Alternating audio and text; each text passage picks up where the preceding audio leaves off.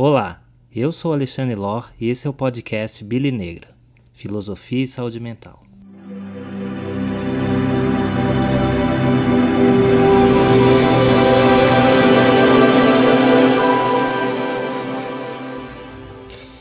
E hoje no podcast Bile Negra vamos falar sobre prazer e motivação. E desse assunto, a primeira coisa que temos que falar aqui é sobre uma teoria chamada de hedonismo psicológico. O termo hedonismo vem do grego hedonê, que significa prazer, vontade. E o hedonismo psicológico é então uma teoria que diz que toda a motivação humana é movida pelo desejo de sentir prazer e pelo desejo de evitar o sofrimento. Bom, parece óbvio, não é? Como falamos no episódio da raiva, as emoções servem como um termômetro entre o nosso interior e o ambiente ao nosso redor. Eu choro se alguém me machuca, eu fico triste, raivoso, fico feliz quando alguém me satisfaz, quando alguém me dá um pedaço de bolo. As emoções elas são fundamentais para a nossa homeostase. Coisas que nos fazem bem nos dão prazer. E externamos isso através de emoções positivas, como consequência, vamos atrás dessas coisas. Já as coisas que são prejudiciais, que nos fazem sofrer, nos geram emoções negativas e assim evitamos essas coisas. Então seria natural pensarmos que a busca do prazer é o motor de nossas atividades, de nossos projetos. Mas será que é isso mesmo? Bom, uma situação que se coloca aqui, talvez a mais simples delas, é a do trabalho. O trabalho muitas vezes não é gostoso, não é prazeroso. Acordar cedo, enfrentar o trânsito ou o transporte público cheio, os prazos, as metas, o cansaço, o estresse, tudo isso não é agradável. Mas então, por que fazemos? Aqui parece óbvio que o sofrimento é algo que você escolhe e não o prazer. Nós escolhemos trabalhar, escolhemos uma carreira, um emprego, nos candidatamos a vagas. Isso tudo é uma escolha nossa. Mas como é que nós escolhemos o desprazer? Isso não seria antinatural? Claro que não, uma vez que esta escolha se dá de maneira apenas instrumental. Ou seja, é uma escolha pelo prazer, mas por um prazer posterior. O sofrimento é um instrumento para se atingir um prazer futuro. É um sofrimento que tem como finalidade posterior o prazer. O prazer de gastar o salário com uma viagem, com um bem que você vai poder adquirir, com um bom jantar. O sofrimento é o custo que pagamos pelo prazer futuro. Ou é um sofrimento que evita um sofrimento maior posterior, como não ter dinheiro para pagar suas contas, se endividar, perder sua casa e assim por diante. Há mais coisas envolvidas no trabalho, evidentemente, mas vamos falar delas depois. Vejam bem que aquelas pessoas mais imediatistas, por exemplo, que buscam o prazer imediato, têm dificuldade em fazer uma escolha pelo sofrimento instrumental, uma vez que para essas pessoas o prazer futuro demora muito. Elas querem o prazer aqui, agora, nada disso de esperar um futuro para ter uma satisfação. Esse imediatismo implica em diversas consequências, como a dificuldade de elaborar projetos, em direcionar a própria vida e assim por diante. Bom, mas e o altruísta? Como a teoria do hedonismo psicológico funcionaria para o altruísta? Aquele que para no farol e dá dinheiro, comida aos pedintes, aquele que ajuda o morador de rua, o que faz trabalho voluntário. Para Jeremy Bentham, o filósofo inglês do século XVIII e pai do utilitarismo moderno, devemos sempre almejar fazer aquilo que promova a felicidade e o prazer da sociedade, o prazer alheio. Esse ato altruísta seria então um desejo de fazer um bem maior, a busca desse prazer de fazer o bem ao outro. Mas há uma distinção entre a psicologia e a filosofia das coisas. A teoria psicológica nos diz como funcionamos, a filosófica nos diz como deveríamos funcionar. Então, se Bentham fala isso, de que o altruísta visa um bem maior da sociedade, que seria o que talvez alguém devesse fazer e almejar, O hedonismo psicológico vai falar ao contrário. Vai falar que há algo de egoísta nesse ato. Quando eu faço algo para o outro, eu não faço isso genuinamente para o bem do outro. Segundo a ideia do hedonismo psicológico, mesmo quando eu faço algo para o outro, eu estou satisfazendo um desejo meu, buscando algum tipo de prazer meu. Eu faço isso para obter uma certa satisfação pessoal com isso. Bom, vamos pensar em um falso altruísta. Ele faz o ato benevolente para se gabar, para saborear aquele bem-fazer. Eu sou uma boa pessoa. Eu sou caridoso. Eu.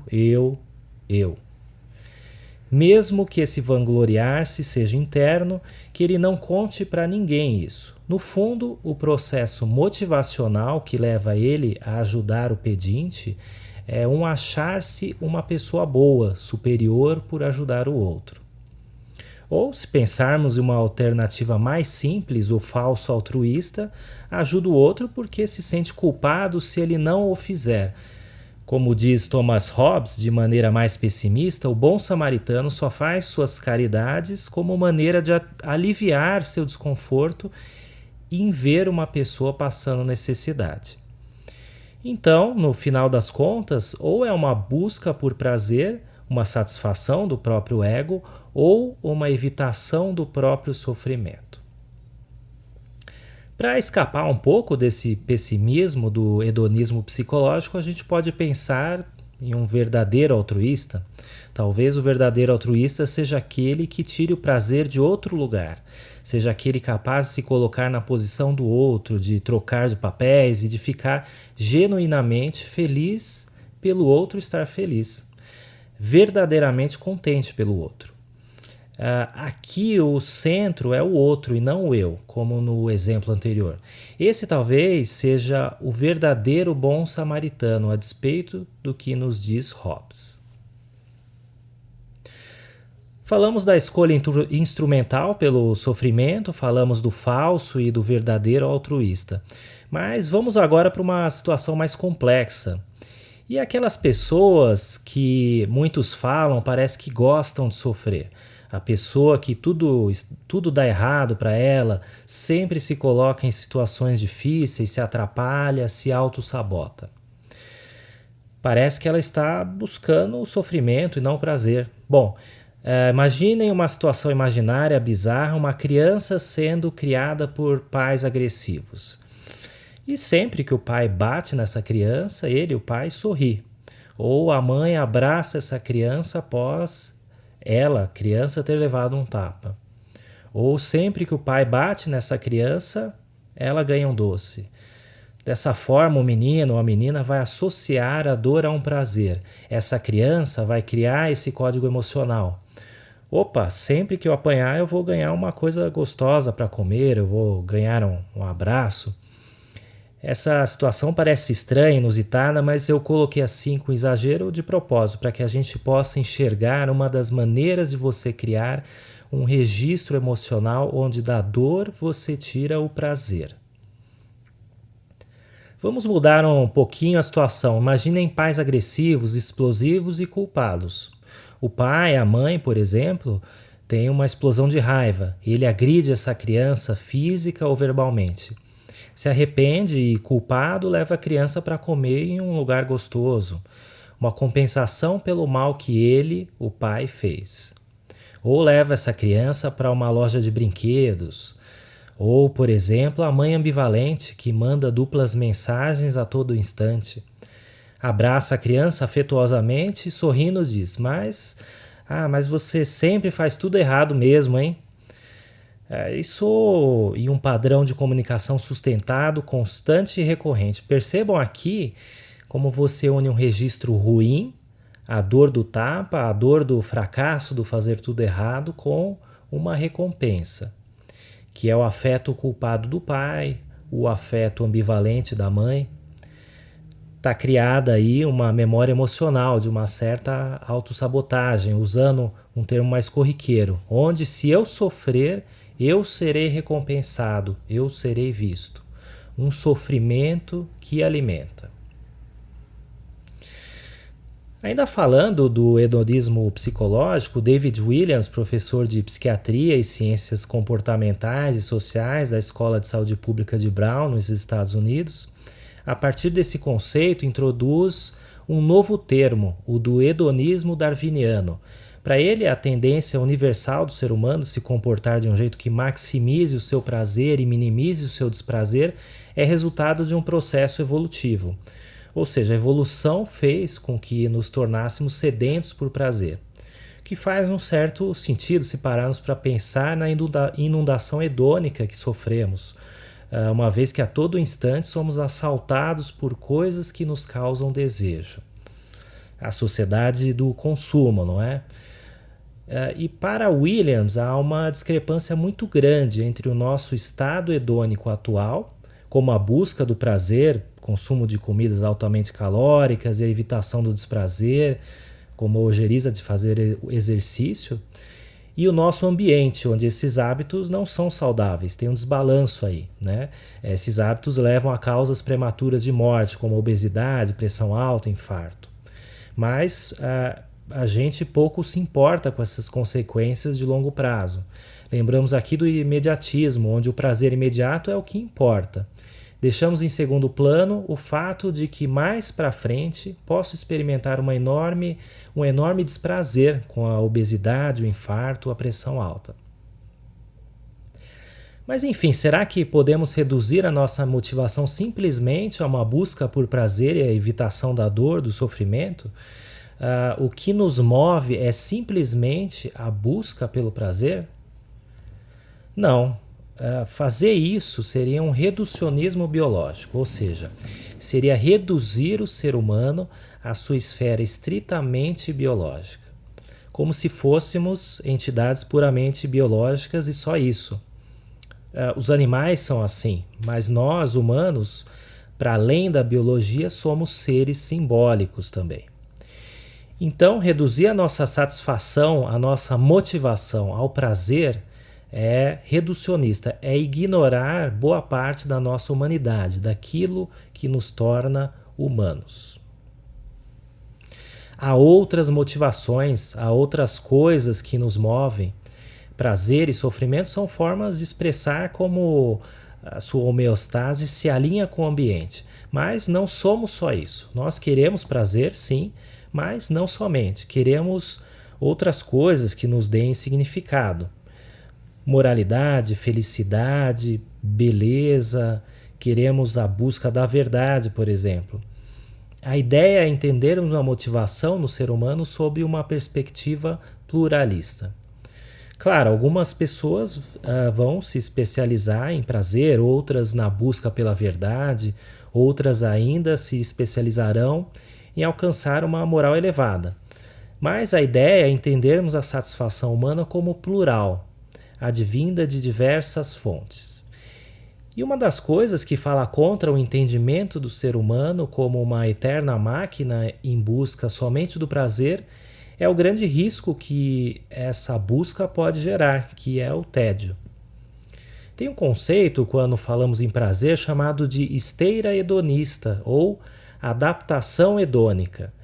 Esse é um termo que foi cunhado por Philip Brickman e Donald Campbell em 1971, que designa a tendência observada em humanos de voltar rapidamente a um nível relativamente estável de felicidade, mesmo apesar de grandes eventos positivos ou negativos, ou de grandes mudanças na vida. É engraçado que a gente muitas vezes não tem isso claro na nossa mente, mas explicando o conceito, conseguimos entendê-lo de uma forma até intuitiva.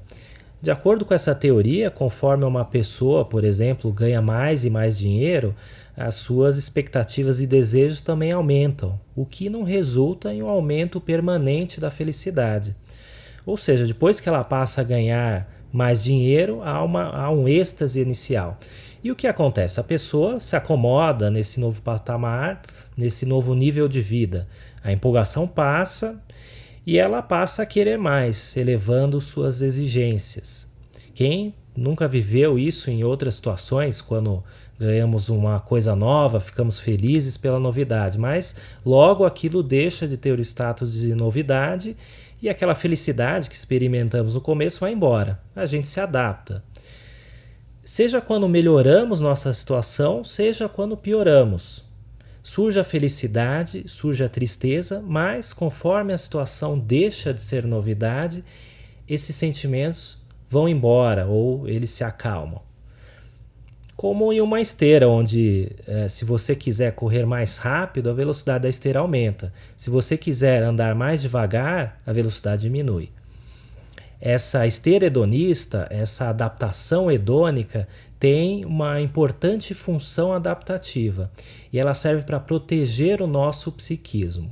Funciona para redirecionar os nossos objetivos quando alcançamos alguma coisa.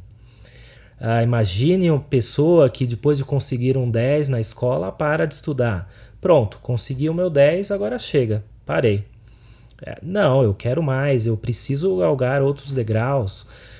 E a adaptação hedônica serve para proteger o nosso psiquismo também no sentido inverso, para que a gente se adapte a acontecimentos inexoráveis, como a perda, a morte de alguém. Eu faço o luto, eu entristeço, eu paro a minha vida. Mas com o tempo essa tristeza diminui, eu me adapto para continuar a vida. A questão de uma pessoa que vive somente em função do prazer é que ela vai ficar facilmente entediada e satisfeita. O que acontece? Tem um detalhe aqui muito sutil, mas muito importante nesses casos. Nesses casos, no ser humano, a esteira hedonista anda cada vez mais rápida. Ela anda em velocidade cada vez maior. A busca somente pelo prazer estraga a nossa esteira hedônica. Começa a andar mais rápida e uma hora ela pifa. Se pensarmos bem, a busca pelo prazer imediato é similar à busca pela droga. A pessoa quer mais e mais, cada vez em intervalos de tempos menores, cada vez em maior quantidade. E cada vez aquela droga satisfaz menos. O imediatismo age como um dependente químico. Ele consome prazer, carrega com isso a insatisfação permanente, porque essa esteira vai andar cada vez mais rápido. E não importa o que você fizer, ela não vai sair do lugar. Pois quanto mais a pessoa correr atrás do prazer, maior vai ser a velocidade da esteira. O tédio e a insatisfação assolarão essa pessoa com muito mais facilidade. Então, viver na premissa de um hedonismo psicológico não funciona. Se pensarmos de maneira macroscópica, uma sociedade onde as pessoas estão meramente interessadas em buscar o prazer próprio, as coisas não funcionariam. Não teríamos sociedade. Vamos pensar aqui no Bentham, que nos diz que muitas coisas que fazemos devemos fazer em prol do bem maior, do bem da sociedade. Então há no ser humano outras fontes de motivação que não só o prazer e a evitação da dor. Você quer ser uma boa pessoa, fazer o bem a outras pessoas, você quer procurar outras coisas além do prazer. Vamos imaginar, por exemplo, o soldado no campo de guerra que de repente se coloca na frente de uma granada ou sai atirando em direção ao fronte inimigo para salvar os compatriotas. Difícil pensar em uma motivação aí mediada pelo prazer, pela dopamina. Há coisas que fazemos pelo valor, e chamar valor de prazer é estranho. Outro exemplo é a questão do objetivo que muitas vezes nos colocamos. Quero alcançar um determinado estilo de vida, quero alcançar determinado grau acadêmico, quero o reconhecimento do meu trabalho. Um estudo mostrou que em um ambiente corporativo, uma das coisas que mais as pessoas queriam alcançar era o reconhecimento dos pares, e não um salário maior, por incrível que pareça. Seguir um objetivo e alcançá-lo.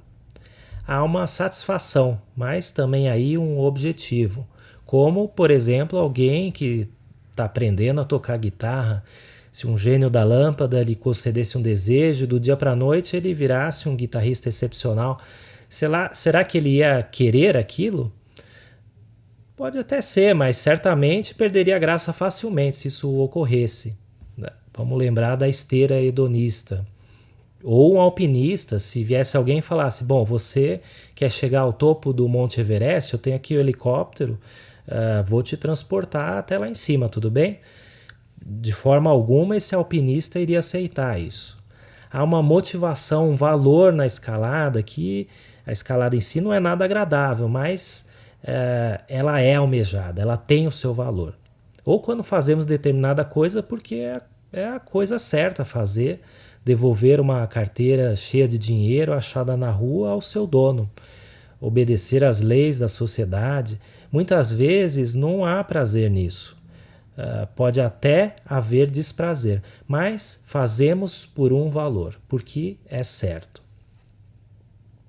Retomando Williams, que citamos no começo, ele faz uma distinção muito importante entre a motivação hedônica, feita por um processamento não consciente, automático e que é evolutivamente mais primitivo, e a motivação reflexiva, aquela controlada por processos cognitivos, evolutivamente mais recente.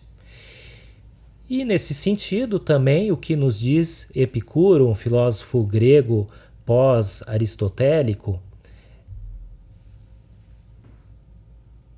que temos várias fontes de prazer. Não só o prazer no sentido mais carnal da coisa, aquele mediado mais fortemente por dopamina instintual, da comida, do sexo, por exemplo.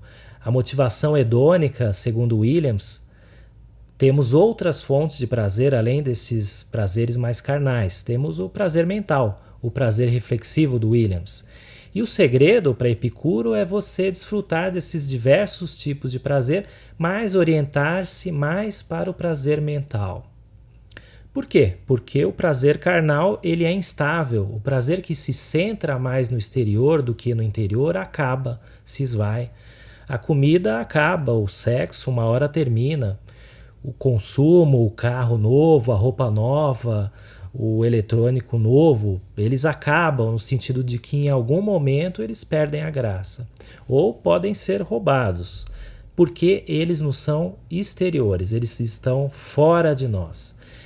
Já aquilo que nós fazemos para nós mesmos, o estudo, o bem-fazer, o alcançar um objetivo, o vencer um desafio, as boas memórias, isso permanece em nós, isso ninguém nos tira. Enfim, são diversas as fontes de satisfação, são diversas as coisas que nos movem. Não podemos reduzir elas ao prazer puro e simplesmente. Fazemos coisas para buscar sentido, para buscar felicidade, para alcançar objetivos, para fazer o certo. Difícil que essas outras coisas envolvam prazer no sentido da dopamina. O que nos deveria orientar seria a ataraxia, o termo que Epicuro cita em seus escritos para descrever um estado de não perturbação, de serenidade e tranquilidade. E talvez o caminho para isso seja privilegiar os prazeres e as motivações mentais do que os prazeres carnais.